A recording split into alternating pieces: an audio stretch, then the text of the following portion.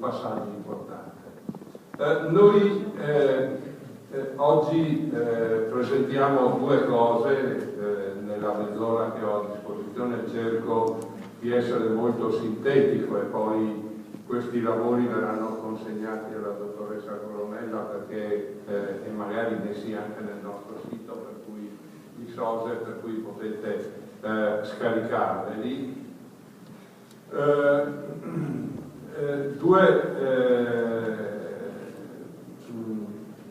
Due aree che fanno parte dei nostri lavori, nel mondo delle piccole e medie imprese fino a 7 milioni e mezzo e il mondo del controllo della spesa pubblica attraverso i fabbisogni standard. Il primo, quello del mondo delle piccole e medie imprese, ormai ha 16 anni di accumulo di dati e di informazioni, quindi è un archivio fondamentale, e l'altro, quello dei fabbisogni standard, entro la fine di quest'anno noi lo arriveremo a chiudere, anzi ci siamo posti come scadenza, perlomeno per il prodotto finito che SOSE consegnerà delle ultime funzioni alla COPAF, ottobre del 2013, quindi ormai siamo addirittura d'arrivo e potremmo ragionare su tutte e 6 le funzioni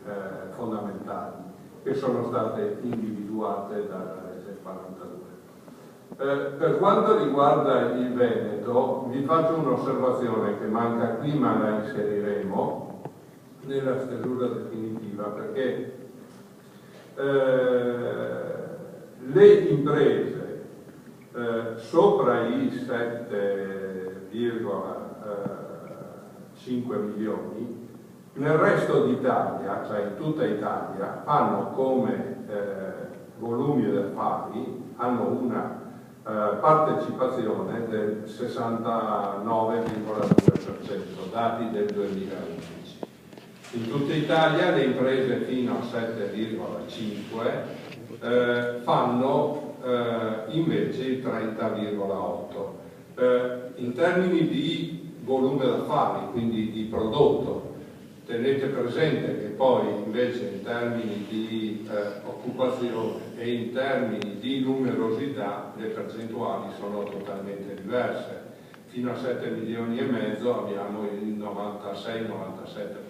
delle imprese a livello nazionale. Nel Veneto il dato che ho fatto ricercare proprio questa mattina, convinto che però ha sorpreso anche me, il volume d'affari in termini percentuali, parlo di manifatturiere,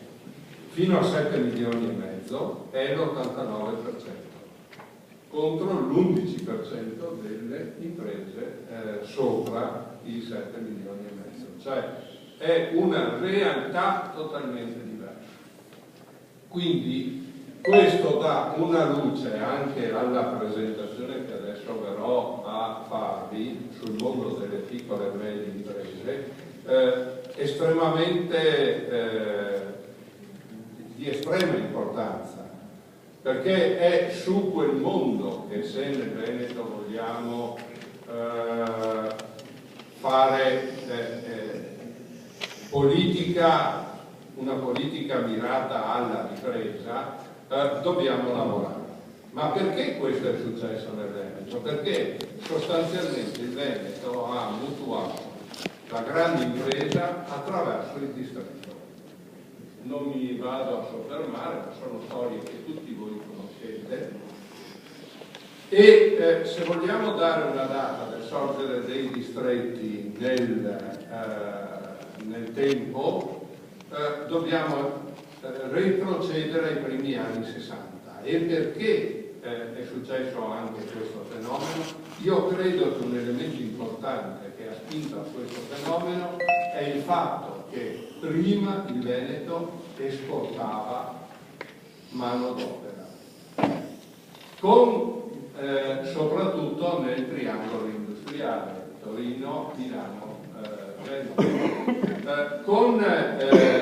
in quegli anni ci sono state, con le trasformazioni, nel mondo delle grandi imprese, i primi segnali di crisi, soprattutto in termini di capacità di assorbire manodopera. E quindi questi nostri uomini che si erano formati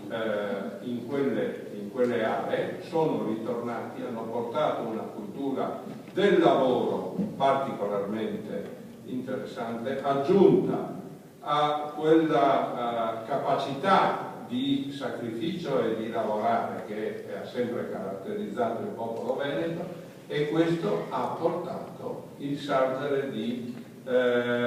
migliaia di piccole imprese che si sono aggregati nei distretti, per cui i distretti sono diventati, e vengono da tutto il mondo a studiarseli, un'alternativa alla grande impresa, e lo hanno dimostrato in termini di risultati. Purtroppo, se vogliamo, un po' per colpa nostra, un po' per la globalizzazione dei mercati, a partire dagli anni 90 il modello del distretto, così come era nato, sorto e si era sviluppato nel Veneto, in particolare